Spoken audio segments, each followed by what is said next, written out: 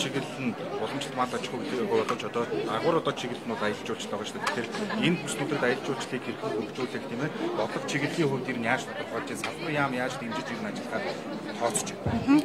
За Монгол Улсын засгийн газраас баримталж байгаа өссөн хөгжлийн бодлогын хүрээнд бол хангаан бүсийн эдийн засгийн чиглэл бол аялал жуулчлалын чиглэл гэж үзэж байгаа. За энэ хүрээндээ бол бидний хувьд одоо яг хангаан бүсийн аялал жуулчлалын бодлогыг ер нь тодорхойлж байна.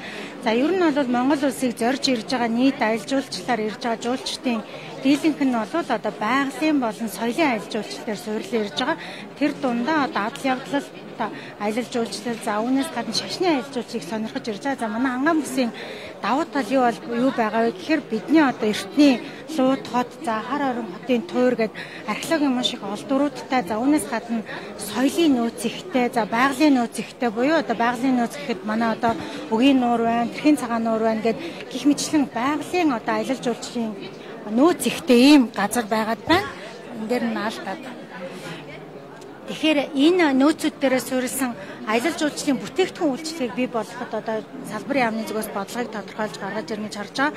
За Арангаан аймгийн хувьд гэхэд жишээ нь өнгөрсөн жилийн Ара центр үүсэнтэй холбогдуулан одоо хүлээж авч байгаа аялал жуулчлалын тоо гадны болон дотоодын аялал жуулчлал нийлээ 450 гаруй мянган хүний хүлээж авч байна.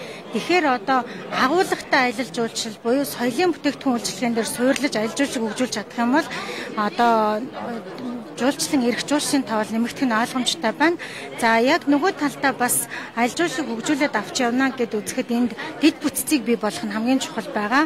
За хамгийн гол зүйлүүд юу вэ гэхээр энэ төв замыг дагсан жуулчдыг явж байгаа энэ цэгүүдийг бид нар бий болгох хэрэгтэй байна. За энэ хамгийн гол нь одоо боловсон нойлтой үйлчлэлийн цэгүүдийг бий болгосноор наашаа ирж байгаа жуулчд маань тухтай ирэх боломж бий болж байна.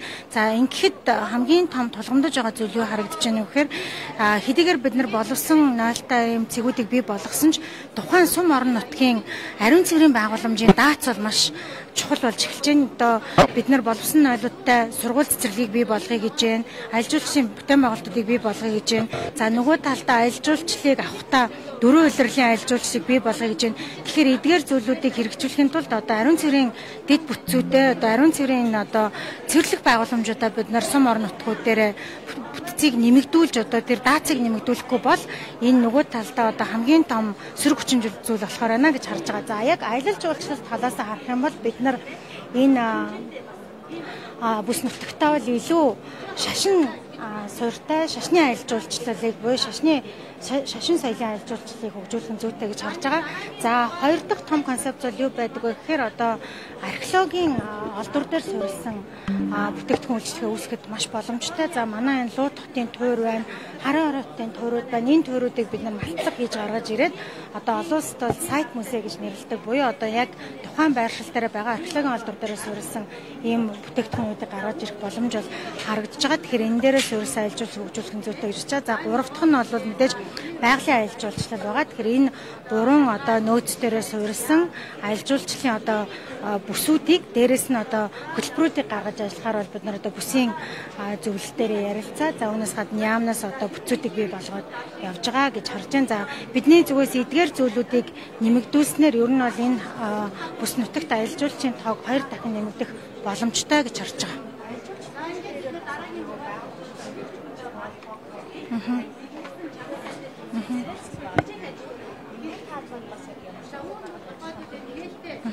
Яг ер нь бол бид нар хамгийн түрүүнд одоо аялал жуулчлалын жуулчдыг нэмэгдүүлэх нь хамгийн чухал гэж харж байгаа. Өнөөдөр бид нар жуулчд нэмэгдэх тусмаа эдийн засгийн эргэлт нэмэгдэнэ. Эдийн засгийн эргэлт нэмэгдэнэ гэдэг нь хөрөнгө оруулалтууд нэмэгдэнэ гэсэн үг.